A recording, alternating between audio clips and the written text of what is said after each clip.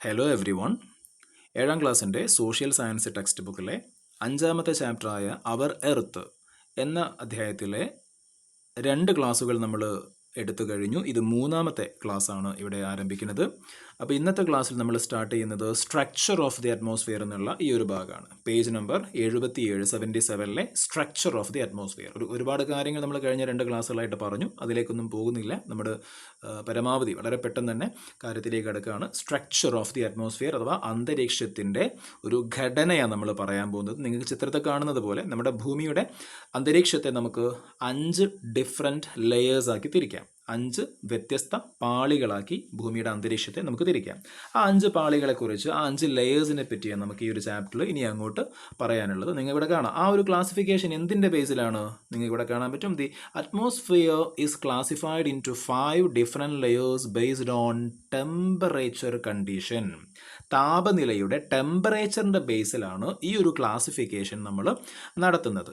അപ്പോൾ ആ ഒരു ക്ലാസിഫിക്കേഷനിൽ ഭൂമിയോട് ഏറ്റവും ചേർന്നിട്ടുള്ള ലെയറിൻ്റെ പേര് നിങ്ങൾ ശ്രദ്ധിക്കുക, ട്രോപ്പോസ്ഫിയർ എന്നാണ്.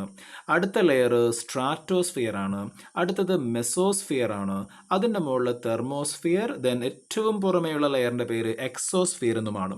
നിങ്ങൾ പഠിക്കുമ്പോൾ ഏറ്റവും ആദ്യം ശ്രദ്ധിക്കേണ്ടത് ഓർഡർ തെറ്റാതെ ക്രമമായി തന്നെ പഠിക്കുക എന്നുള്ളതാണ്.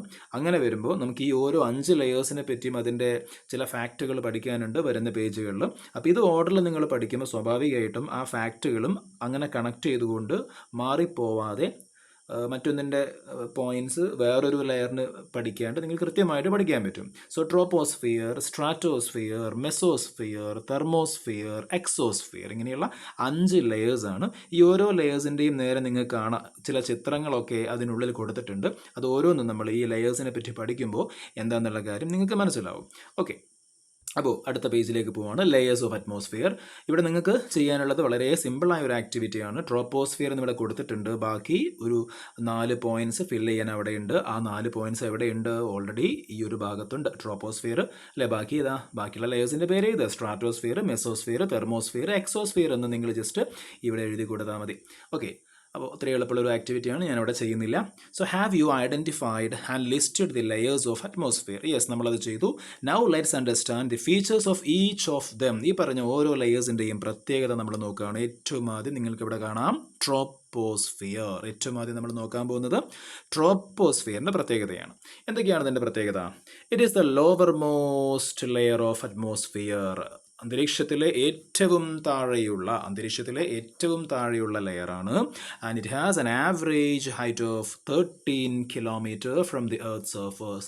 നമ്മുടെ സർഫസിൽ നിന്ന്, ഭൂമിയുടെ ഉപരിതലത്തിൽ നിന്ന് ഏകദേശം അതിൻ്റെ ആവറേജ് ഹൈറ്റ് എന്ന് പറയുന്നത് എത്രയാണ്? 13 കിലോമീറ്റർ വരെ ഉയരത്തിലാണ്. എന്നാൽ ഇത് ആവറേജ് ഹൈറ്റ് ആണ്. ഭൂമിയുടെ എല്ലാ ഭാഗത്തും 13 കിലോമീറ്റർ അല്ല, അതിൽ വേരിയേഷൻ ഉണ്ട്, ഡിഫറൻസസ് ഉണ്ട്. ഇവിടെ പറയുന്നു the height ranges about 8 kilometre at the poles to 18 kilometres at the equator. നമ്മുടെ ഭൂമിയുടെ പോൾസ് അല്ലേ, നോർത്ത് പോള്, സൗത്ത് പോൾ, ആർട്ടിക്കും അന്റാർട്ടിക്കും വരുന്ന നോർത്ത് പോൾ, സൗത്ത് പോൾ, ഈ പോൾസിൽ 8 കിലോമീറ്റർ മാത്രമാണ് ട്രോപ്പോസ്ഫിയർ എങ്കിൽ ഇക്വറ്റോറിയൽ റീജിയനിൽ, ഭൂമധ്യരേഖാ പ്രദേശങ്ങളിൽ എന്താ സ്ഥിതി? 18 കിലോമീറ്റർ വരെ ഹൈറ്റിൽ എന്തുണ്ട്? ഈ ട്രോപ്പോസ്ഫിയറിൻ്റെ ഭാഗങ്ങളുണ്ട്. അപ്പോൾ അതിനുള്ള കാരണം ഇവിടെ പറയുന്നു, this is because the temperature is high in the equatorial region. Equatorial റീജിയനിൽ, ഭൂമധ്യരേഖാ പ്രദേശങ്ങളിൽ, ഇക്വറ്റോറിയൽ റീജിയൻ എന്ന് പറയുമ്പോൾ നിങ്ങൾക്കറിയാലോ, ഭൂമിയുടെ ഏറ്റവും മധ്യത്തിലുള്ള ഇക്വേറ്റർ, ഭൂമധ്യരേഖ, അതിനോട് ചേർന്ന പ്രദേശങ്ങളാണ് ഇക്വറ്റോറിയൽ റീജിയൻ. ആ ഇക്വറ്റോറിയൽ റീജിയനിൽ ടെമ്പറേച്ചർ വളരെ കൂടുതലായിരിക്കും. അതുകൊണ്ടാണ് ഈ ട്രോപ്പോസ്ഫിയർ അവിടെ 18 കിലോമീറ്റർ വരെ ഹൈറ്റിൽ കാണപ്പെടുന്നത്. അപ്പോൾ നമ്മളവിടെ ഓർക്കാനുള്ള പ്രധാനപ്പെട്ട, ഈ ഒരു പാരഗ്രാഫിൽ ഓർക്കാനുള്ള ഏറ്റവും പ്രധാനപ്പെട്ട 2 കാര്യങ്ങൾ: ഒന്ന്, it is the lower most layer of the atmosphere. 2, average height of 13 kilometre. അതെവിടുന്ന? From the surface of earth, അല്ലെങ്കിൽ എർത്ത് സർഫസ്. ഈ 2 കാര്യങ്ങളാണ് അവിടെ ഏറ്റവും പ്രധാനമായിട്ട് ഓർക്കേണ്ടത്. ഇനി അടുത്ത പാരഗ്രാഫിലേക്ക് പോകുമ്പോൾ നിങ്ങൾക്ക് കാണാം, dust particles and water vapour are most abundant in this layer. ഈ 5 ലെയേഴ്സിൻ്റെ കൂട്ടത്തിൽ ട്രോപ്പോസ്ഫിയർ എന്ന് പറയുന്ന ലെയറിലാണ് ഏറ്റവും കൂടുതലായി നമ്മൾ എന്ത് കാണപ്പെടുന്നത്? ഡസ്റ്റ് പാർട്ടിക്കിൾസും വാട്ടർ വേപ്പറും. അതായത് അന്തരീക്ഷത്തിൽ നിങ്ങൾക്കറിയാലോ, അന്തരീക്ഷത്തിൽ എന്തുണ്ട്? ഡസ്റ്റ് പാർട്ടിക്കിൾസ് ഉണ്ട്, വാട്ടർ വേപ്പർ ഉണ്ട്, അതേപോലെ തന്നെ ഗ്യാസസും ഉണ്ട് അല്ലേ. ഇതിൽ ഡസ്റ്റ് പാർട്ടിക്കിൾസും വാട്ടർ വേപ്പറും ഏറ്റവും കൂടുതൽ നമ്മൾ കാണുന്നത് എവിടെയാണ്? ഈ പറയുന്ന ട്രോപ്പോസ്ഫിയറിലാണ്. അതും ശ്രദ്ധിക്കേണ്ട വളരെ പ്രധാനപ്പെട്ട ഒരു പോയിന്റാണ്. Atmospheric phenomena such as cloud formation, phenomena such as cloud formation, rain, snow, wind, etc. occurs in this layer. Important ആയിട്ടുള്ള മറ്റൊരു പോയിന്റാണ്. നമ്മൾ പറഞ്ഞു ഡസ്റ്റ് പാർട്ടിക്കിൾസും വാട്ടർ വേപ്പറും എവിടെയുള്ളത്? ഈ പറയുന്ന ട്രോപ്പോസ്ഫിയറിലാണുള്ളത്. നമ്മൾ പറഞ്ഞു അല്ലേ, ഈ ഡസ്റ്റ് പാർട്ടിക്കിൾസും വാട്ടർ വേപ്പറും ഉണ്ടെങ്കിലേ എന്ത് സംഭവിക്കുള്ളൂ? ക്ലൗഡ് ഫോർമേഷൻ ഉണ്ടാവുള്ളൂ, റെയിൻ ഉണ്ടാവുള്ളൂ ഒക്കെ നമുക്കറിയാം. ഓൾറെഡി നമ്മൾ മുൻ ക്ലാസ്സുകളിൽ പഠിച്ചിട്ടുണ്ട് അല്ലേ, കഴിഞ്ഞ ക്ലാസ്സുകളിൽ പഠിച്ചിട്ടുണ്ട്. അതുകൊണ്ട് തന്നെ നമ്മൾ മനസ്സിലാക്കുക, ഈ ട്രോപ്പോസ്ഫിയറിലാണ് അന്തരീക്ഷ പ്രതിഭാസങ്ങളായ atmospheric phenomena like cloud formation, rain, snow, wind etcetera occurs in this layer. വളരെ ഇമ്പോർട്ടൻ്റ് ആയിട്ടുള്ള പോയിൻ്റാണ്. ക്ലൗഡ് ഫോർമേഷൻ, റെയിന്, സ്നോ, വിൻഡ് പോലെയുള്ള അന്തരീക്ഷ പ്രതിഭാസങ്ങൾ, അറ്റ്മോസ്ഫറിക് ഫെനോമെനൻ എവിടെയുള്ളത്? ട്രോപ്പോസ്ഫിയറിലാണ്. ഓർത്തു വെക്കേണ്ടതാണ്. ഇനി അടുത്ത പാരഗ്രാഫിലേക്ക് പോകുമ്പോൾ അവിടെ പ്രധാനപ്പെട്ട കാര്യങ്ങൾ എന്താ? An important feature of troposphere is that the temperature of the atmosphere decreases at the rate of 1 degree Celsius for every 165 meters from the surface of the earth. This is called normal lapse rate. Okay, ഒരു important ആയിട്ടുള്ള ഒരു point തന്നെയാണ്. നമുക്ക് പഠിക്കാനുള്ള 5 ലെയേഴ്സിൻ്റെ കൂട്ടത്തിൽ നിങ്ങൾക്ക് page മറിച്ച് നോക്കിയാൽ കാണാം, ബാക്കിയുള്ള ഓരോ ലെയേഴ്സിലേക്ക് പോകുമ്പോഴും അതിൻ്റെ വലുപ്പം, പഠിക്കാനുള്ള അളവ് കുറഞ്ഞു വരികയാണ്. ഏറ്റവും കൂടുതൽ നമുക്ക് പഠിക്കാനുള്ള ഒരു ബോക്സ് ഈ ട്രോപ്പോസ്ഫിയർ തന്നെയാണ്. ബാക്കിയുള്ള ലെയേഴ്സ് എല്ലാം ഈ ട്രോപ്പോസ്ഫിയറിന് അത്ര നമുക്ക് പഠിക്കുകയല്ല, വളരെ കുറച്ച് ചെറിയ രൂപത്തിലേ പഠിക്കാനുള്ളൂ. അപ്പോൾ ട്രോപ്പോസ്ഫിയർ കുറച്ച് ഇമ്പോർട്ടൻസ് ഉണ്ട്, എക്സാമിന് ഇമ്പോർട്ടൻസ് ഉണ്ട് എന്നുള്ള കാര്യം മനസ്സിലാക്കുക. ഇപ്പോൾ ലാസ്റ്റ് പറഞ്ഞ പാരഗ്രാഫും ഇമ്പോർട്ടൻ്റ് ആയിട്ടുള്ളൊരു കാര്യം തന്നെയാണ്. ഇവിടെ പറയുന്നു, important feature of troposphere is that the temperature. ഈ ട്രോപ്പോസ്ഫിയറിൻ്റെ ഒരു വലിയ പ്രത്യേകത പറയുകയാണ്. എന്താ പ്രത്യേകത? ആ പ്രത്യേകത ശ്രദ്ധിക്കുക. Important feature of troposphere is that the temperature of atmosphere decreases at the rate of 1 degree Celsius for every 165 meters from the surface of Earth. നമ്മുടെ ട്രോപ്പോസ്ഫിയറിൽ ഓരോ 165 മീറ്റർ ഉയരം കൂടുന്തോറും 1 ഡിഗ്രി സെൽഷ്യസ് വീതം ടെമ്പറേച്ചർ എന്താവുന്നുണ്ട്? കുറഞ്ഞു വരുന്നുണ്ട്. അതാണ് ഇപ്പോൾ പറഞ്ഞത്. ഓക്കെ, ഇതിന് വിളിക്കുന്ന പേര് this is called normal lapse rate, ക്രമമായ താപനഷ്ട നിരക്ക് എന്നാണ് പറയുന്നത്. അത് ഒന്നുകൂടെ ഞാനൊന്ന് വരച്ച് കാണിച്ചാൽ ചിലപ്പോൾ നിങ്ങൾക്ക് ഒന്നുകൂടെ മനസ്സിലാവും. അതായത് ശ്രദ്ധിക്കുക,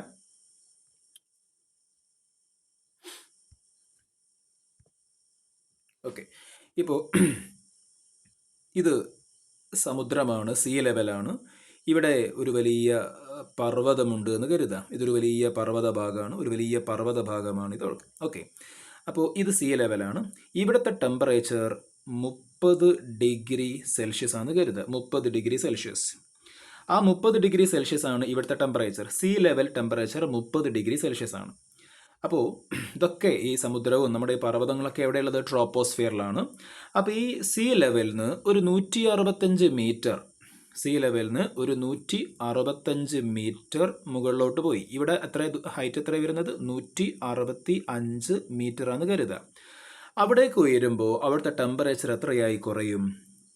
1 ഡിഗ്രി സെൽഷ്യസ് അവിടെ കുറയും. 1 ഡിഗ്രി സെൽഷ്യസ് അവിടെ കുറയും. അപ്പോൾ ടെമ്പറേച്ചർ എത്രയായി? 30 ഡിഗ്രി ഉള്ളത് 29 ഡിഗ്രി ആയിട്ട് കുറയും. ഇനി ഒന്നുകൂടെ വീണ്ടും ഒരു 165 മീറ്റർ മുകളിലോട്ട് പോയാൽ, 165 മീറ്റർ വീണ്ടും മുകളിലോട്ട് പോയി, അവിടെ വീണ്ടും 1 ഡിഗ്രി സെൽഷ്യസ് വീതം ടെമ്പറേച്ചർ കുറയുന്നു. 29 ഡിഗ്രി ഉള്ളത് വീണ്ടും എത്രയായി കുറഞ്ഞു? 28 ഡിഗ്രി ആയിട്ട് 28 ഡിഗ്രി സെൽഷ്യസ് ആയി കുറഞ്ഞു. വീണ്ടും ഒരു 165 മീറ്റർ മുകളിലോട്ട് പോയി, വീണ്ടും 1 ഡിഗ്രി സെൽഷ്യസ് ടെമ്പറേച്ചർ കുറഞ്ഞു. വീണ്ടും ടോട്ടൽ ടെമ്പറേച്ചർ താഴെ 30 ഡിഗ്രി സെൽഷ്യസ് ഉണ്ടായിരുന്നത് ഒന്നുകൂടെ കുറഞ്ഞു. അത്രയായി 27 ഡിഗ്രി സെൽഷ്യസ് ആയി.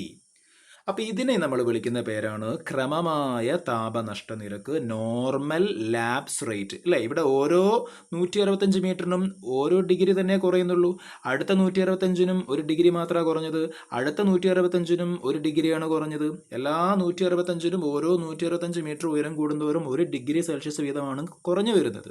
അപ്പോൾ ക്രമമായ രൂപത്തിലാണ് അവിടെ ടെമ്പറേച്ചർ അവിടെ കുറയുന്നത്. അതുകൊണ്ടാണ് നോർമൽ ലാപ്സ് റേറ്റ് എന്ന് പറയുന്നത്, ക്രമമായ താപനഷ്ട നിരക്ക് എന്ന് പറയുന്നത്. ഓക്കെ, ഈ കോൺസെപ്റ്റ് ക്ലിയർ ആയി എന്ന് കരുതുന്നു. അപ്പോൾ ട്രോപ്പോസ്ഫിയറിൽ പഠിക്കാനുള്ള പ്രധാനപ്പെട്ട കാര്യങ്ങൾ എന്തൊക്കെയാണ്? ലോവർ മോസ്റ്റ് ലെയർ ആണ്. അതേപോലെ തന്നെ ആവറേജ് ഹൈറ്റ് എന്ന് പറയുന്നത് 13 കിലോമീറ്റർ ആണ്.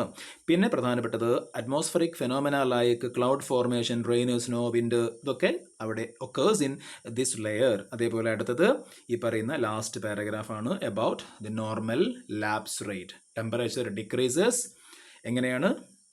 ഒരു ക്രമമായ അളവിൽ അല്ലേ, for every 165 metre of altitude temperature decreases by 1 degree Celsius. Okay, അപ്പോൾ ചുരുക്കി പറഞ്ഞാൽ ഈ ട്രോപ്പോസ്ഫിയറിലെ ടെമ്പറേച്ചർ ഏത് രൂപത്തിലാണ്?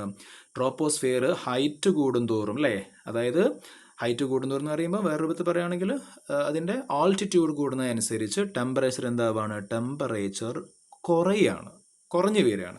അതുമായി ബന്ധപ്പെട്ട് നിങ്ങൾക്ക് ഒരു ക്വസ്റ്റ്യൻ കാണാം. Why the troposphere is called the most important layer of the atmosphere? എന്തുകൊണ്ടാണ് ട്രോപ്പോസ്ഫിയറിനെ ഏറ്റവും ഇമ്പോർട്ടൻറ്റ് ലെയർ, അന്തരീക്ഷത്തിലെ ഏറ്റവും ഇമ്പോർട്ടൻറ്റ് ലെയർ എന്ന് പറയാനുള്ള കാരണം എന്താണെന്നാണ്. അതിനുള്ള കാരണം നമ്മളിപ്പോൾ മുകളിൽ പഠിച്ചിട്ടുള്ള ഈ പോയിന്റ്സ്, പ്രധാനമായും ഇവിടെ അണ്ടർലൈൻ ചെയ്തിട്ടുള്ള ഈ പോയിന്റ്സ് ഒക്കെയാണ് അതിൻ്റെ പ്രധാനപ്പെട്ട കാരണം. അതിൻ്റെ ആൻസർ ഇതൊക്കെയാണ് പറയേണ്ടത്. കാരണം ഏറ്റവും പ്രധാനമായിട്ട് ഈ സെക്കൻഡ് പാരഗ്രാഫും തേർഡ് പാരഗ്രാഫും ഒക്കെ തന്നെയാണ്. ഒന്നും കൂടെ ഫോക്കസ് ചെയ്ത് ചുരുക്കി പറയണമെന്നുണ്ടെങ്കിൽ സെക്കൻഡ് പാരഗ്രാഫ് മാത്രം പറഞ്ഞാലും മതി. കാരണം അന്തരീക്ഷ ഈ പറയുന്നതാ, ഇത്രയും ഭാഗം നിങ്ങൾ നോക്കുക. ഓക്കെ, ഡസ്റ്റ് പാർട്ടിക്കിൾസും വാട്ടർ വേപ്പറും ഒക്കെ എവിടെയുള്ളത്? ഈ പറയുന്ന ലെയറിലാണ്. അതുകൊണ്ട് തന്നെ ക്ലൗഡ് ഫോർമേഷനും റെയിനും സ്നോയും വിൻഡും എല്ലാം ഉണ്ടാകുന്നത് എവിടെയാണ്? ഈ പറയുന്ന ലെയറിലാണ്. അതൊക്കെ ഉണ്ടെങ്കിലേ മനുഷ്യനുള്ളൂ. അതുകൊണ്ട് തന്നെയാണ് അത് ഇമ്പോർട്ടൻ്റ് ആയിട്ട് പറയുന്നതും. അപ്പോൾ ആ 2 ലൈൻസ് നിങ്ങൾ എഴുതി അതിൻ്റെ ആൻസറായി. മറ്റൊരു ക്വസ്റ്റ്യൻ കാണാം. Why the high altitude regions like Ooty, Munnar, Kodaikanal etcetera feel cold? എന്തുകൊണ്ടാണ് ഉയർന്ന പ്രദേശങ്ങളായിട്ടുള്ള ഊട്ടിയും മൂന്നാറും കൊടൈക്കനാലും ഒക്കെ നമുക്ക് കൂടുതൽ തണുപ്പ് അനുഭവപ്പെടുന്നത്? അതാണ് ചോദ്യം. നമുക്കൊക്കെ എക്സ്പീരിയൻസ് ഉള്ളൊരു കാര്യം കൂടിയാണല്ലോ അല്ലേ. വയനാട്, ഊട്ടി, മൂന്നാർ, കൊടൈക്കനാൽ, ഇവിടെയൊക്കെ കുറച്ച് ഉയരം കൂടിയ പ്രദേശമാണ്. അവിടെ തണുപ്പ് അനുഭവപ്പെടാനുള്ള കാരണം തൊട്ട് മുകളിൽ നമ്മൾ പറഞ്ഞു, ട്രോപ്പോസ്ഫിയറിൽ ആൾട്ടിറ്റ്യൂഡ് കൂടുമ്പോൾ, അതവിടെ മാർക്ക് ചെയ്തല്ലോ അല്ലേ, ഹൈറ്റ് കൂടുമ്പോൾ എന്താ സംഭവിക്കുക? ടെമ്പറേച്ചർ ഇവിടെ മൈനസ് ആണ് അല്ലേ, കുറഞ്ഞു വരും. അപ്പോൾ ഈ ഉയർന്ന പ്രദേശങ്ങളിലേക്ക് സ്വാഭാവികമായിട്ടും പോകുമ്പോൾ അവിടെ ഹൈറ്റ് കൂടുതലാണ്, ഉയരം കൂടുതലാണ്. അപ്പോൾ താപനില കുറേശ്ശെ കുറയും. ഓക്കെ, അവിടെ ഒരു ആൻസർ നിങ്ങൾക്ക് വേണമെന്നുണ്ടെങ്കിൽ ജസ്റ്റ് ഞാനൊന്ന് വായിക്കാം, നിങ്ങൾക്ക് എഴുതിയെടുക്കാം. സോ ആൻസർ, ദീസ് പ്ലേസസ്, അതായത് ഈ പറയുന്ന ഊട്ടി, മൂന്നാർ, കൊടൈക്കനാലൊക്കെ, these places are located much above the sea level.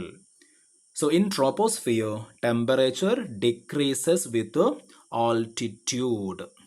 Okay, അതും എഴുതിയാൽ മതി. ഇനി അടുത്ത ലെയറാണോ സ്ട്രാറ്റോസ്ഫിയർ എന്ന് പറയുന്നത്. രണ്ടാമത്തെ ലെയറാണ് സ്ട്രാറ്റോസ്ഫിയർ എന്ന് പറയുന്നത്. ഓക്കെ, സ്ട്രാറ്റോസ്ഫിയറിൻ്റെ പ്രത്യേകത പെട്ടെന്ന് നമുക്ക് നോക്കാം. എന്തൊക്കെയാണ് പ്രത്യേകത?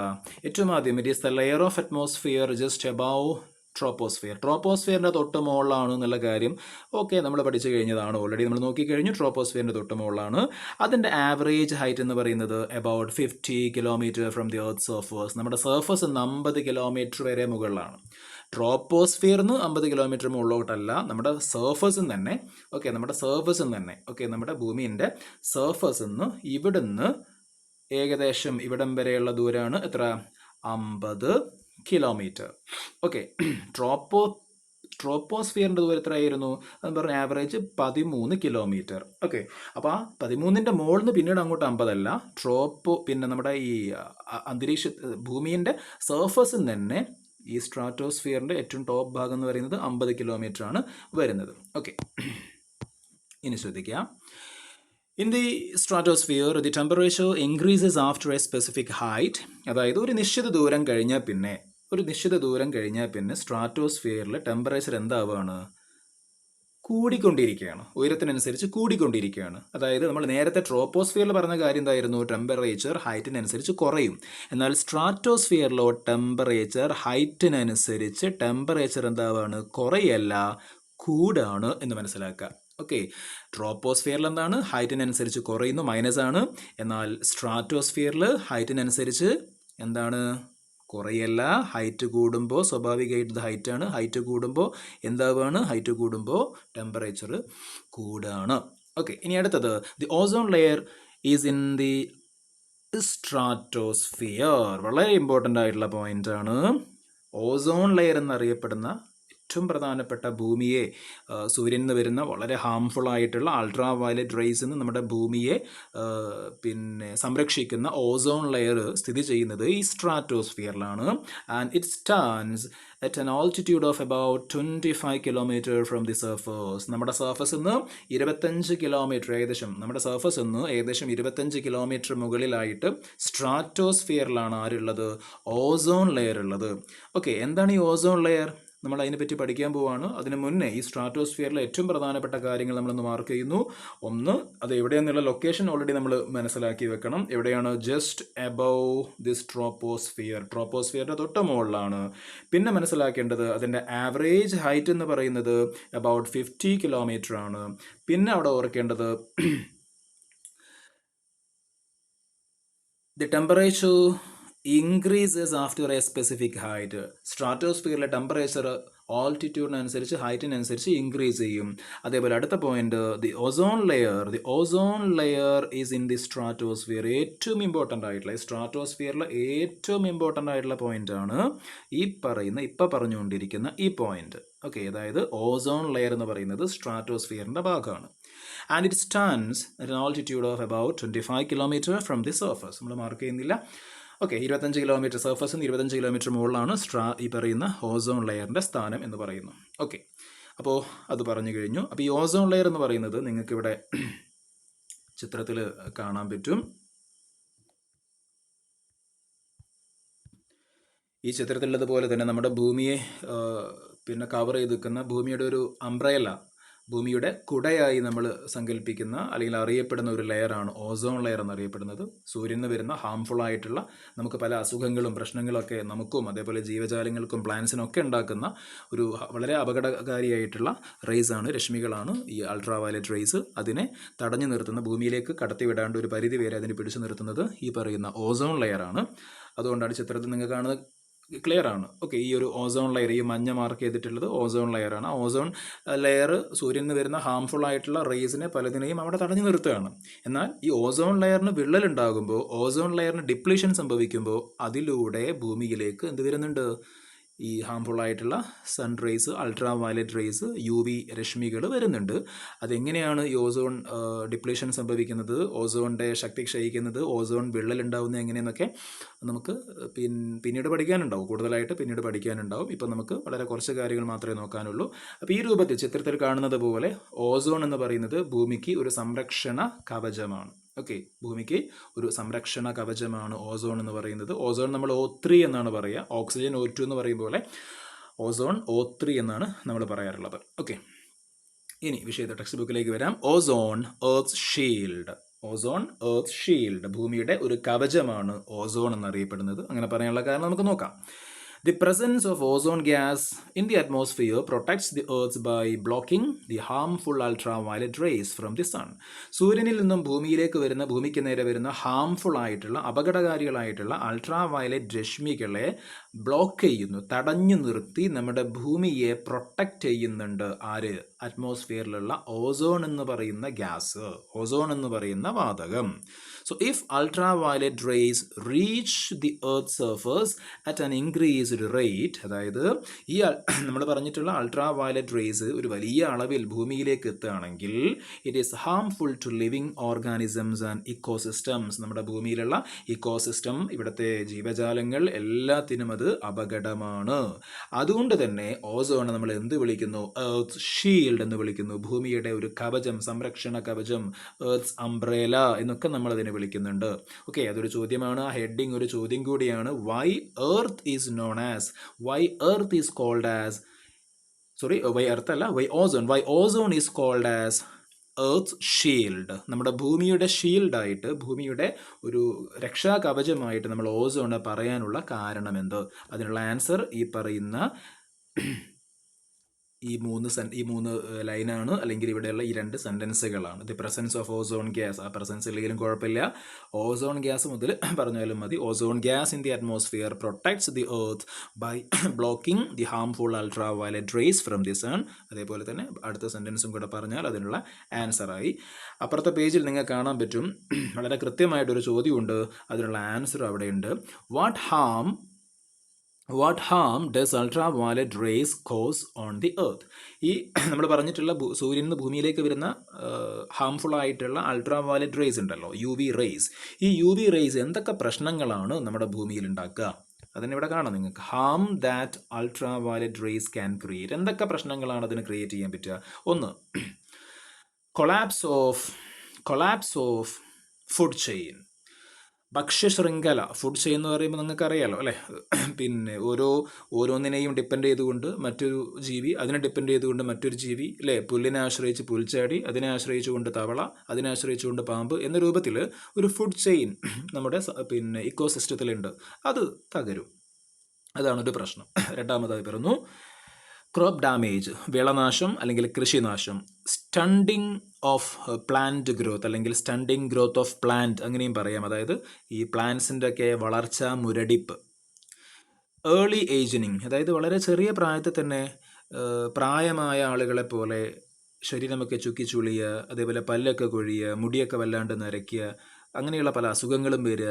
പ്രീമെച്യൂർ ഏജനിങ് എന്നും നമുക്ക് പറയാൻ പറ്റും. പ്രീമെച്യൂർ ഏജനിങ്, ഓക്കെ, വളരെ പെട്ടെന്ന് അകാല നര എന്നൊക്കെ പറയാം. വളരെ ചെറിയ പ്രായത്തിൽ തന്നെ മുതിർന്നവരെ പോലെ, പ്രായമായവരെ പോലെ ശരീര സംബന്ധമായും ഒക്കെ ഒരുപാട് അസുഖങ്ങളൊക്കെ വരും. ബ്ലൈൻഡ്നെസ് എന്ന് പറയുമ്പോൾ അന്ധതയാണ്, കാഴ്ചശക്തി നഷ്ടപ്പെടും. അതേപോലെ കാറ്ററാക്ട് എന്ന് പറയുമ്പോൾ അതും കാഴ്ചയെ ബാധിക്കുന്ന, തിമിരം എന്ന് പറയുന്ന കാഴ്ചയെ ബാധിക്കുന്ന മറ്റൊരു അസുഖമാണ്, അത് വരും. സ്കിൻ ക്യാൻസർ, തൊലി പുറത്തുള്ള സ്കിൻ സംബന്ധമായിട്ടുള്ള പല അസുഖങ്ങളും നമുക്ക് വരും. ഇങ്ങനെയുള്ള ഒരുപാട് പ്രോബ്ലംസ് ആരുണ്ടാക്കുന്നുണ്ട്? അൾട്രാ വയലറ്റ് റേസ് ഉണ്ടാക്കുന്നുണ്ട്. അതൊക്കെ ഉണ്ടാക്കാതെ നമ്മളെ സംരക്ഷിക്കുന്ന ആളാണ് ഈ പറയുന്ന ഓസോൺ എന്ന് പറയുന്ന ലെയർ. ഓക്കെ, ഇനി നേരെ നിങ്ങൾക്ക് കാണാൻ പറ്റും ഓസോൺ ലെയറിൽ ഒരുപാട് പ്രോബ്ലംസ് ഉണ്ടാകുന്നുണ്ട്. നമ്മൾ ഹ്യൂമൻ ആക്ടിവിറ്റീസ് കാരണം ഒരുപാട് ഗ്യാസസ് അറ്റ്മോസ്ഫിയറിലേക്ക് പോകുന്നുണ്ട്. അത് ഓസോൺ ലെയറിൻ്റെ ഡിപ്ലീഷന്, നാശത്തിന് കാരണമാവുന്നുണ്ട്. അതുകൊണ്ട് ഇതുമായി ബന്ധപ്പെട്ട ഒരു അവയർനെസ് ഉണ്ടാവാൻ വേണ്ടി നമ്മൾ September 16 is observed as world ozone day. Okay, world ozone day ആയിട്ട് നമ്മളത് ഒബ്സർവ് ചെയ്യുന്നുണ്ട്. ഇനി മെസോസ്ഫിയർ അടുത്ത ലെയറാണ്, മൂന്നാമത്തെ ലെയറാണ് മെസോസ്ഫിയർ. എന്തൊക്കെയാണ് മെസോസ്ഫിയറിൽ പ്രധാനപ്പെട്ട കാര്യങ്ങൾ? This atmospheric layer extends from about 50 kilometre to 80 kilometre above stratosphere. സ്ട്രാറ്റോസ്ഫിയറിൻ്റെ മുകളിൽ 50 മുതൽ 80 കിലോമീറ്റർ വരെയാണ്. ഇനി ഇവിടുത്തെ ടെമ്പറേച്ചറിൻ്റെ സ്ഥിതി എന്താ? നമ്മൾ നേരത്തെ പറഞ്ഞു ഓരോ സ്ഥലത്തും ഓരോ രീതിയിലാണ് ടെമ്പറേച്ചർ. ട്രോപ്പോസ്ഫിയറിൽ ടെമ്പറേച്ചർ ഹൈറ്റിനനുസരിച്ച് കുറയുന്നു, സ്ട്രാറ്റോസ്ഫിയറിൽ കൂടുന്നു. ഇവിടെ മെസോസ്ഫിയറിലോ നമുക്ക് നോക്കാം. The phenomenon of decrease in temperature with increase in height is present in this layer also. അതായത് ഇവിടെ ടെമ്പറേച്ചർ എങ്ങനെയാണ്? ടെമ്പറേച്ചർ ഡിക്രീസ് ചെയ്യാണ്. എങ്ങനെ? ഹൈറ്റ് കൂടുമ്പോൾ, ഹൈറ്റ് ഇൻക്രീസ് ചെയ്യുമ്പോൾ ടെമ്പറേച്ചർ ഇവിടെ, ഓക്കെ, എന്താണ് ഇവിടെ നമ്മൾ ആദ്യത്തെ ലെയറിൽ പറഞ്ഞതുപോലെ ഇവിടെ ഹൈറ്റിനനുസരിച്ച് ടെമ്പറേച്ചർ കൂടുകയല്ല, ടെമ്പറേച്ചർ മൈനസ് ആണ്, ടെമ്പറേച്ചർ കുറയാണ്. മാത്രമല്ല ഇവിടുത്തെ പ്രധാനപ്പെട്ട മറ്റൊരു പോയിന്റ് പറയുന്നത് at an altitude of about 80 kilometre from the surface the temperature drops to -100 degree. 80 കിലോമീറ്ററിന് മുകളിലോട്ട് പോകുന്ന സമയത്ത് ഇവിടെ -100 ഡിഗ്രി സെൽഷ്യസ് വരെ എന്ത് പോകുന്നുണ്ട്? ടെമ്പറേച്ചർ മെസോസ്ഫിയറിൽ കുറയുന്നുണ്ട്. അതുകൊണ്ട് തന്നെ വളരെ ഇമ്പോർട്ടൻ്റ് ആയിട്ടുള്ളൊരു പോയിന്റാണ്, the lowest temperature in the atmosphere is experienced here. മൊത്തം അന്തരീക്ഷത്തിൻ്റെ ഏറ്റവും കുറഞ്ഞ താപനിലയുള്ളത്, ടെമ്പറേച്ചർ ലോവസ്റ്റ് ടെമ്പറേച്ചർ ഉള്ളത് മെസോസ്ഫിയറിലാണ്. അത് എത്ര വരെ പോകുന്നുണ്ട്? -100 ഡിഗ്രി സെൽഷ്യസ് വരെ പോകുന്നുണ്ട്. മറ്റൊരു പ്രധാനപ്പെട്ട point, most of the materials that enter the earth atmosphere burn down in this layer. ഭൂമിക്ക് നേരെ, ഭൂമിയുടെ അന്തരീക്ഷത്തിലേക്ക് പ്രവേശിക്കുന്ന ഉൽക്കകൾ, മെറ്റീരിയൽസ്, ഉൽക്കകൾ, ആ ഉൽക്കകൾ പ്രധാനമായും കത്തിച്ചാരമായി തീരുന്നത് എവിടെ വെച്ചിട്ടാണ്? ഈ മെസോസ്ഫിയറിൽ വെച്ചിട്ടാണ്. അപ്പോൾ ഈ മെസോസ്ഫിയറിലെ ഏറ്റവും പ്രധാനപ്പെട്ട പോയിന്റ്സ് ഒന്നും കൂടി മാർക്ക് ചെയ്യുന്നു. ഒന്ന്, the phenomenon of decrease in temperature with increase in height. Height കൂടുന്നതനുസരിച്ച് ടെമ്പറേച്ചർ എന്താവുന്നു? ടെമ്പറേച്ചർ എന്താവുന്നു? മൈനസ് ആണ്. ടെമ്പറേച്ചർ എന്താവുന്നു?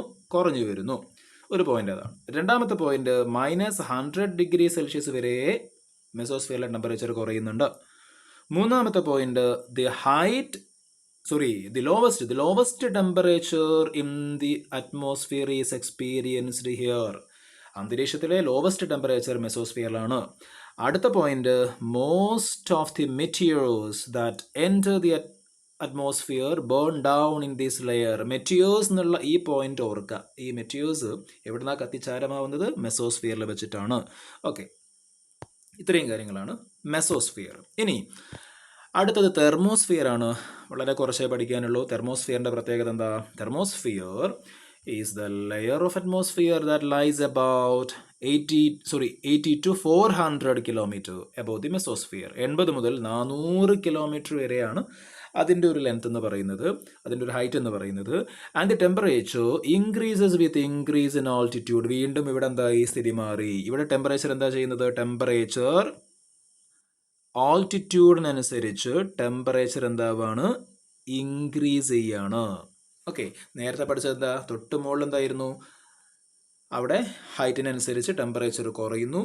അതിൻ്റെ അപ്പുറത്ത് എന്തായിരുന്നു, അതിൻ്റെ അപ്പുറത്ത് ഹൈറ്റിനനുസരിച്ച് ടെമ്പറേച്ചർ കൂടുന്നു, ഏറ്റവും ആദ്യം കുറയുന്നു അല്ലേ. സോ ട്രോപ്പോസ്ഫിയറിൽ ടെമ്പറേച്ചർ കുറയുന്നു, സ്ട്രാറ്റോസ്ഫിയറിലെ ടെമ്പറേച്ചർ കൂടുന്നു, പിന്നെ വീണ്ടും മെസോസ്ഫിയറിലെ ടെമ്പറേച്ചർ കുറയുന്നു, തെർമോസ്ഫിയർ ടെമ്പറേച്ചർ കൂടുന്നു. അപ്പോൾ ഒന്ന് കൂടുന്നു, ഒന്ന് കുറയുന്നു, അടുത്ത് കൂടുന്നു, വീണ്ടും കൂടുന്നു, വീണ്ടും കുറയുന്നു. ആ രൂപത്തിലാണ് നമ്മൾ ടെമ്പറേച്ചർ ഇതുവരെ പഠിച്ചിട്ടുള്ളത്.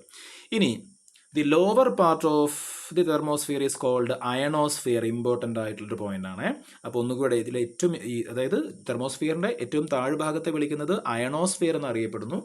അപ്പോൾ ഇതിൽ ഏറ്റവും പ്രധാനപ്പെട്ട അയണോസ്ഫിയറിൻ്റെ പ്രത്യേകത, ഈ അയണോസ്ഫിയർ ആണ് റേഡിയോ വേവ്സ് ഒക്കെ കടന്നു പോകുന്ന ഒരു ഭാഗം, അന്തരീക്ഷ ഭാഗം എന്ന് പറയുന്നത് ഈ അയണോസ്ഫിയർ ആണ്. അതുമായി ബന്ധപ്പെട്ടുകൊണ്ട് നിങ്ങൾക്ക് ഇവിടെ ഒരു അഡീഷണൽ റീഡിംഗ് ബോക്സ് കൊടുത്തിട്ടുണ്ട്, നിങ്ങൾക്കത് വായിച്ച് മനസ്സിലാക്കാവുന്നതാണ്. ഓക്കെ, അപ്പോൾ ഇവിടുത്തെ പ്രധാനപ്പെട്ട പോയിന്റ് എന്ന് പറയുന്നത് 80 to 400 കിലോമീറ്റർ ആണ് അതിൻ്റെ ഹൈറ്റ്. അതേപോലെ ടെമ്പറേച്ചറിൻ്റെ കാര്യം പറയുകയാണെങ്കിൽ temperature increases with increase in altitude. ടെമ്പറേച്ചറും ആൾട്ടിറ്റ്യൂഡും ഒരേപോലെ കൂടിക്കൊണ്ടിരിക്കുന്നു. അതേപോലെ last point, the lower part of thermosphere is called the ionosphere. തെർമോസ്ഫിയറിൻ്റെ താഴ്ഭാഗത്തെ വിളിക്കുന്ന പേര് അയണോസ്ഫിയർ എന്നാണ്. ഇനി ഏറ്റവും അഞ്ചാമത്തെ, പുറത്ത് ഏറ്റവും പുറമേയുള്ള ലെയറാണ് എക്സോസ്ഫിയർ എന്ന് പറയുന്നത്. It is the uppermost layer of the atmosphere. ഏറ്റവും പുറമേയുള്ള അന്തരീക്ഷത്തിൻ്റെ പാളിയാണ്. അതേപോലെ the presence of air molecules in the exosphere which lies above 400 km from the surface gradually decreases and the layer becomes a part of the outer space. അതായത് exosphere നമ്മൾ പറഞ്ഞു ഏറ്റവും പുറമേയുള്ള അപ്പർ മോസ്റ്റ് ലെയർ ആണ്. അതേപോലെ തന്നെ അതുകൊണ്ട് തന്നെ ഈ അറ്റ്മോസ്ഫിയറിൻ്റെ ഏറ്റവും പുറമേയുള്ള ഈ ഭാഗത്തെ എക്സോസ്ഫിയറിലേക്ക് എത്തുമ്പോഴേക്കും എന്ത് സംഭവിക്കുകയാണ്, the presence of air molecules, uppermost layer of the atmosphere, important point ആണ്. പിന്നെ അടുത്തത്, the presence of air molecules in the exosphere എന്ത് സംഭവിക്കും, gradually decreases and the layer becomes a part of outer space. അന്തരീക്ഷത്തിലുള്ള ഈ air molecules, വായുവിൻ്റെ presence ഒക്കെ കുറഞ്ഞു വന്ന് എക്സോസ്ഫിയർ ക്രമേണ എന്തായി മാറുകയാണ്, becomes a part of the outer space, ശൂന്യാകാശത്തിൻ്റെ ഭാഗമായിട്ട് അങ്ങ് മാറി ലയിച്ചു പോവാണ്. അന്തരീക്ഷം എന്ന് പറയുമ്പോൾ ആ പൊടിപടലങ്ങളും വെള്ളത്തുള്ളികളും അതേപോലെ തന്നെ ഗ്യാസസും എല്ലാം ചേർന്ന ഭാഗത്തിൻ്റെ ഏറ്റവും പുറന്തോടാണ്, അപ്പർമോസ്റ്റ് ലെയറാണ് എക്സോസ്ഫിയർ. അത് ക്രമേണ ഈ പറഞ്ഞിട്ടുള്ള എല്ലാ അറ്റ്മോസ്ഫിയറിലുള്ള പാർട്ടിക്കിൾസും കുറഞ്ഞ് അതെന്തിൻ്റെ ഭാഗമായി മാറാണ്, became a part of outer space, ശൂന്യാകാശത്തിൻ്റെ ഭാഗമായിട്ട് അത് മാറുന്നു. അപ്പം നമ്മൾ പഠിച്ചിട്ടുള്ള എല്ലാ ലെയേഴ്സിൻ്റെയും വളരെ ഇമ്പോർട്ടൻ്റ് ആയിട്ടുള്ള കാര്യങ്ങൾ ഞാനിവിടെ റെഡ് കളറിൽ മാർക്ക് ചെയ്തിട്ടുണ്ട്. അത് വെച്ച് നിങ്ങൾക്ക് എന്ത് ചെയ്യാൻ പറ്റും, അത് വെച്ച് നിങ്ങൾക്ക് കൃത്യമായിട്ട് പോയിന്റ്സ് ഉണ്ടാക്കാൻ പറ്റും. ആ പോയിന്റ്സ് വെച്ച് ഇതേപോലെ ഈ ഒരു ആക്ടിവിറ്റി പോലെ നിങ്ങൾക്ക് എന്തുണ്ടാക്കാം, ഒരു identity card for each atmospheric layers നിങ്ങൾക്ക് ഉണ്ടാക്കാൻ പറ്റും. ഓക്കെ, അതിൻ്റെ ഏറ്റവും പ്രധാനപ്പെട്ട പോയിന്റുകൾ മാത്രം എഴുതി ഈസി ആയിട്ട് ഉണ്ടാക്കാൻ പറ്റും. ഒന്നുകൂടി വീഡിയോ നിങ്ങൾ ബാക്കോട്ട് പോയിട്ട് നിങ്ങൾക്ക് ഈ ഓരോ ലെയറിൻ്റെയും നമ്മൾ അണ്ടർലൈൻ ചെയ്ത പാർട്സ് മാത്രം നോക്കി അത് ഷോർട്ടാക്കി എഴുതിയാൽ നിങ്ങൾക്ക് ഈസി ആയിട്ട് ഈ ഒരു വർക്ക് ചെയ്യാൻ പറ്റും. ഒരു ഐഡൻറ്റിറ്റി കാർഡ് ഉണ്ടാക്കാനാണ് ഓരോ ലെയറിൻ്റെയും. ഓക്കെ, ഇനി ഏറ്റവും അവസാനത്തെ ഒരു ആക്ടിവിറ്റിയാണ് ഇവിടെ കൊടുത്തിട്ടുള്ളത്. അതും കൂടി പറഞ്ഞ് നമുക്ക് ക്ലാസ് വൈൻഡപ്പ് ചെയ്യാം. അതായത് ഈ the atmospheric layers and their features are given below അല്ലേ. അന്തരീക്ഷത്തിൻ്റെ ഓരോ ലെയേഴ്സും അതിൻ്റെ ഓരോ ഫീച്ചേഴ്സും കൊടുത്തിട്ടുണ്ട്. മാച്ച് ദം കറക്റ്റ്ലി, ഓരോന്നും മാച്ച് ചെയ്യാനാണ്. അപ്പോൾ ഒന്നാമത്തത് എക്സോസ്ഫിയർ ആണ്. എക്സോസ്ഫിയറുമായി നമുക്ക് മാച്ച് ചെയ്യാൻ പറ്റുന്ന സംഗതി എന്ന് പറയുന്നത്, അതിൽ നമുക്ക് എന്ത് ചെയ്യാം, ആദ്യം പോയിന്റ്സ് വായിക്കാം അല്ലേ. ആദ്യം പോയിന്റ്സ് വായിച്ചിട്ട് ഏത് ലെയറിലേക്കാണ് മാച്ച് ചെയ്യുന്നുള്ളത് നോക്കാം, അതാണ് നല്ലത്. Temperature decreases, temperature increases with increase in altitude. ഉയരം കൂടുന്നതനുസരിച്ച് ടെമ്പറേച്ചർ എന്താവുകയാണ്, ഉയരം കൂടുന്നതനുസരിച്ച് ടെമ്പറേച്ചറും ഇൻക്രീസ് ചെയ്യുന്നത്, ഹൈറ്റിനനുസരിച്ച് ആൾട്ടിറ്റ്യൂഡിനനുസരിച്ച് ടെമ്പറേച്ചർ കൂടുന്നു. അത് ഏതൊക്കെ ലെയേഴ്സിൻ്റെ പ്രത്യേകതയാണ്? അത് നമുക്ക് നോക്കുകയാണെങ്കിൽ പറയുന്നത് ഒരു ലെയറിൻ്റെ മാത്രം പ്രത്യേകതയല്ല. ഏതൊക്കെ ലെയറിൻ്റെ പ്രത്യേകതയാണ്? ഒന്ന് ഈ പറയുന്ന സ്ട്രാറ്റോസ്ഫിയറിൻ്റെ പ്രത്യേകതയാണ്. ഓക്കെ, ഒന്ന് നമുക്ക് ഇവിടെ കൊടുക്കാം. സ്ട്രാറ്റോസ്ഫിയറിൻ്റെ പ്രത്യേകതയാണ്. അതേപോലെ സ്ട്രാറ്റോസ്ഫിയർ കഴിഞ്ഞാൽ പിന്നെ മെസോസ്ഫിയർ ഇല്ല, തെർമോസ്ഫിയറിൻ്റെയും പ്രത്യേകതയാണത്. ഓക്കെ, ഏതാണ്? തെർമോസ്ഫിയറിൻ്റെയും പ്രത്യേകതയാണ് ഈ പറഞ്ഞ സംഗതി. അപ്പോൾ തെർമോസ്ഫിയറും സ്ട്രാറ്റോസ്ഫിയറും രണ്ടും ആൾട്ടിറ്റ്യൂഡിനനുസരിച്ച് ടെമ്പറേച്ചർ എന്താവുന്നുണ്ട്? കൂടുന്നുണ്ട്. ഇനി രണ്ടാമത്തെ point, the layer with lowest temperature. ഏറ്റവും ലോവസ്റ്റ് ടെമ്പറേച്ചർ ഏതാ? ഏറ്റവും ലോവസ്റ്റ് ടെമ്പറേച്ചർ നമ്മൾ പറഞ്ഞിട്ടുണ്ട്, അത് ഏതാണ്? -100°C വരെ പോകുന്നതാണ്. അത് മെസോസ്ഫിയർ ആണ്. ഏതാണ്? മെസോസ്ഫിയർ. അത് വേറെ കളറിലാക്കിയ കുറച്ചും കൂടി പെട്ടെന്ന് നിങ്ങൾക്ക് കാണാൻ പറ്റും അല്ലേ? ഓക്കെ, അതേതാണ്? മെസോസ്ഫിയർ ആണ്. The layer where materials burn to ash. ഈ ഉൽക്കകളൊക്കെ ചാരമായി കത്തിത്തീരുന്ന എവിടെയാ? അതും മെസോസ്ഫിയർ ആണ്. Air molecules gradually reduce and dissolve into space. Air molecules കുറഞ്ഞ ക്രമേണ സ്പേസിൻ്റെ ഭാഗമായി മാറുന്ന ലെയർ ഏതാണ്? നമ്മൾ ലാസ്റ്റ് പറഞ്ഞിട്ടുള്ള ലെയറാണ്, അതായത് ഈ പറയുന്ന എക്സോസ്ഫിയർ ആണ്. ഇനി അടുത്തത്, the layer in which temperature decreases at a certain rate according to the increase in height കൂടുന്നതനുസരിച്ച് ഒരു നിശ്ചിത അളവിൽ തന്നെ ടെമ്പറേച്ചർ കുറയുന്ന ലെയർ, നോർമൽ ലാപ്സ് റേറ്റ് എന്നൊക്കെ നമ്മൾ പറഞ്ഞ ഏറ്റവും ആദ്യം പറഞ്ഞിട്ടുള്ള ലെയറാണ്. ആ ലെയർ ഏതാണ്? ട്രോപ്പോസ്ഫിയർ ആണ്. ദെൻ സോൺ വേർ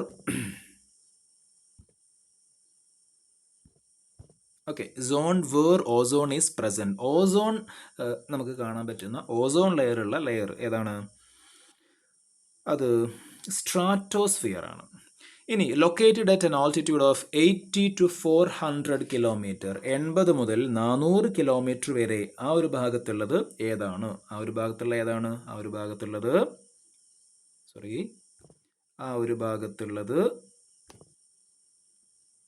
തെർമോസ്ഫിയർ ആണ്. ഏതാണ്? തെർമോസ്ഫിയർ.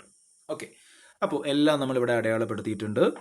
നിങ്ങൾ ഓരോന്നും കറക്റ്റ് ആണോ എന്നുള്ളതും കൂടി ചെക്ക് ചെയ്യണം. ചിലപ്പോൾ പെട്ടെന്ന് നമ്മൾ മാറിപ്പോയതൊക്കെ ഉണ്ടാവാം. അപ്പോൾ ഒന്നും കൂടി കറക്റ്റ് ചെക്ക് ചെയ്യുക.